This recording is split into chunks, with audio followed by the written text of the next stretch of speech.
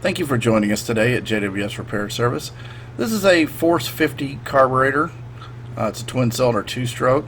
You can completely disassemble this carburetor except for one part, and that is an idle bar that is pressed into the carburetor, and you'll see it here in the middle crossing the main jet emulsion tube right there. Now, that little bar goes through the body of the carburetor, through the throat of the carburetor, and is pressed in and plugged at one end, so you can't really get that out. That's why vatting the carburetor is very important. It chemically removes all of the varnish and debris that may be accumulated in the carburetor over time. So that's about the only way you can clean that, is to actually vat it. Now, we use a particular chemical that is only commercially available. For consumer use, you could probably use something like a Behrman Chem Tool dip that's available at O'Reilly's or AutoZone or possibly even Walmart, and disassemble your carburetor. Get any rubber pieces. Now, this carburetor doesn't have any rubber pieces other than the tip of the float valve or the inlet needle itself, so you don't really have to worry about that, but you really don't want to have your cork in there either. And right here I'm just showing a little bit better, trying to get a better angle of showing you where that emulsion tube comes through and the importance of vatting the carburetor versus just trying to blow it out with air or spray it out with a carb cleaner or something. There was one main jet that's on the side of that tube that you can see that it extends from the center of the carburetor down into the bowl. That is your main jet that controls the main flow of fuel to both your idle bar and your main jet for the carburetor. So that's the big kahuna right there. That does everything. It's a pretty large hole. It's fairly easy to see if it's open or not. So just keep an eye on it. If you vatted it properly, you're going to have all that stuff cleaned out. So this is the gasket set from Quicksilver Mercury. You'll see it comes with a bowl gasket, with the mounting gasket where it actually goes between the carburetor and the engine, and then two little washers that fit on either side of your bowl screw. And that's all you get in the gasket set. So when you order parts for it, be sure to get the inlet valve as well. This is the float valve. This is the one part that has a rubber tip on it. And with ethanol in the fuel now, it attacks everything that's rubber. Now, this tip on here looks to be metal. It doesn't look like it has a tip on it. It looks like it's metal. It is a silver color out of the box, and we'll get a better shot of it here in a moment. Apologize for the videography quality that we don't have on this video.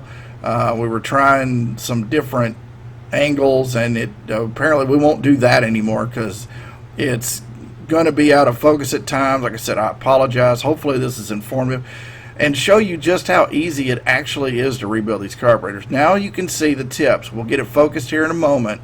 The old tip is on your left. It appears red, but you'll also notice it's quite a bit smaller, so it has shrunk and degraded over time.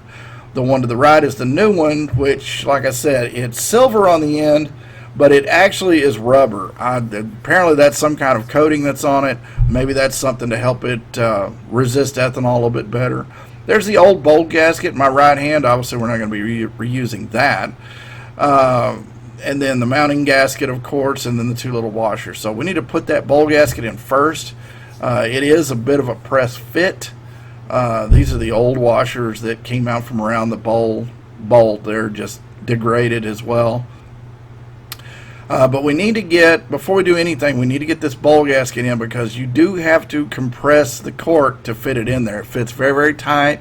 You have to take your time and work it in gently. You don't want to tear the gasket, and it's going to take you a few minutes to put it in properly. You don't want to stretch it either, or you're going to end up with a big loop that's not going to fit in there. So I'm just trying to work this in gingerly here. I've got a little screwdriver I'm going to pull out in a moment, and it would help as well if you have something like that, or even a blunt object like a small punch. But we're going to work this thing through, and it's going to take a bit. So we're going to speed this up so you don't have to see the whole drawn out process, but you get the idea. You're just going to have to kind of work that gasket in. So now that we've got the gasket in, now we can go ahead and start rebuilding the rest of the carburetor. Not as much as there isn't to it, it doesn't take very long.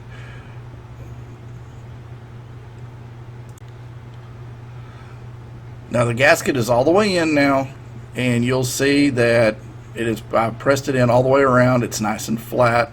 You'll see a little bit of a bulge on the right. That's not going to matter. It's going to lay down flat when the bowl is on there. But if you can see that right there, that'll lay down. But you can see that it was actually had to be compressed some to actually get it to fit in there. So just take your time with that. Don't get in a big hurry. It's not impossible. It's just kind of annoying. But anyway, this is where the float valve goes. That's the inlet valve, the float valve. This is where your fuel comes in. And you can see where it's positioned. It's just controlling the level of fuel that is coming in from your fuel pump. So we're going to take the needle and we'll place it in the seat, and then we put the float on. Pretty simple. Now the float, a lot of people, I've had a lot of machines come in where people have put the floats in upside down. It will fit that way, but it won't work that way. It's kind of confusing. I don't know why it's like that, but it's rule of thumb. This little tab that's here is a stop to prevent the float from dropping too low in the bowl and possibly getting stuck. That tab is always going to rest against the side of the chamber where the float valve is actually fitting so they can stop the float. That tab is always going to point up towards the top of the carburetor. So if you've got it turned over and that tab is sticking out like this and aiming at the bowl of the carburetor, that's upside down. You need to flip it over and put it in just like that. That's the correct way to assemble it. And you take your float pin. Now this is a knurled pin, which means it has grooves on one end of the pin. This is to help retain the pin and keep it from vibrating. But you don't want to shove it. You don't need to shove it all the way in. I'm going to seat this, and then I'm going to press on it just a little bit with the screwdriver to make sure that it's in there just a little bit. So we're pressing that in just a little bit just to keep it from moving. And you don't want to press it too far, because if you get too far over, you may actually end up interfering with when you're trying to put the bowl on, because as you can see, this pin ends up being really close to the edge where the bowl is riding. So you don't want to push it too far, but you want to push it in just a little bit so that it's not loose in there. And then you're going to want to put one of the bowl bolt gaskets on the bowl, and then the other one actually goes inside the bowl. So here I'm just kind of getting an orienting where the enrichener nipple would be, or your choke. That little nipple on the bottom of the float bowl will supply fuel to your choke circuit. So you want to make sure that's oriented in place. You can put your hose back on. This little air jet right here is important. That helps supply air to the idle bar. That idle bar in the middle draws fuel from the bottom of the float bowl.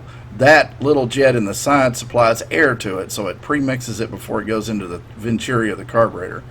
Now here, be sure to place the other little bowl bolt gasket. That's kind of hard to say. Place that inside the bowl, and then you're going to want to put the bolt through it. So you've got one of the little bowl bolt gaskets on each side of the bowl. And you're going to have to hold your bowl hold the carburetor upside down, making sure that the float is level when the float valve itself seats. If it's not level, you can adjust it. There's a little metal tab on the float. As you can see here, this one fits really nice. There was no adjustment necessary on that, but I'm going to show you the little tab. If you did need to adjust the float level up or down, you would just bend that tab up or down, whichever way you need. If you need the float to be higher or lower, to make sure that the float level, what you want is for that float to be level with the body of the carburetor or the ground, however you want to look at it, but it needs to be level when it shuts off. Now it's a little tricky here. You've got the one gasket inside the bowl, which is on the bolt. You got the other one on the outside, which is on the bolt, and now we have to get the bowl bolt lined up with where it screws in. You don't want to cross thread this. It's a brass bolt screwing into aluminum carburetor. Pretty easy to strip out. So just make sure that you've got that aligned properly, and you should be able to turn that bolt by hand until it's fairly snug. And then we're going to make sure that the the nipple for the fuel supply to the choke is oriented correctly, and then we're going to go ahead and tighten that bowl down snug. We're not going to kill it, obviously, but we want to tighten it down nice and snug. And that's really close to all you have to do. The only other thing we need to put in is the mixture screw and spring, and that's only for your idle mixture. The main jet mixture is fixed. It's not adjustable. But the little screw that goes in the top is going to be your idle jet or your idle mixture. So we're going to take that, make sure it's good and clean, put the spring back over it, and then we're going to put this spring over the idle mixture adjustment screw. I'm going to clean this off and just make sure it's nice and clean, that there's not any dirt or anything that got on it after I cleaned it. We're going to put the spring over it, install it into the adjustment port, and we're going to tighten that up until it gently seats. When the screw stops turning, you just want to gently reach that seat. Don't really get in there and really tighten it down hard. And then I'm going to turn it out 2.5 turns, and I go by half turns, so just 2.5 turns out.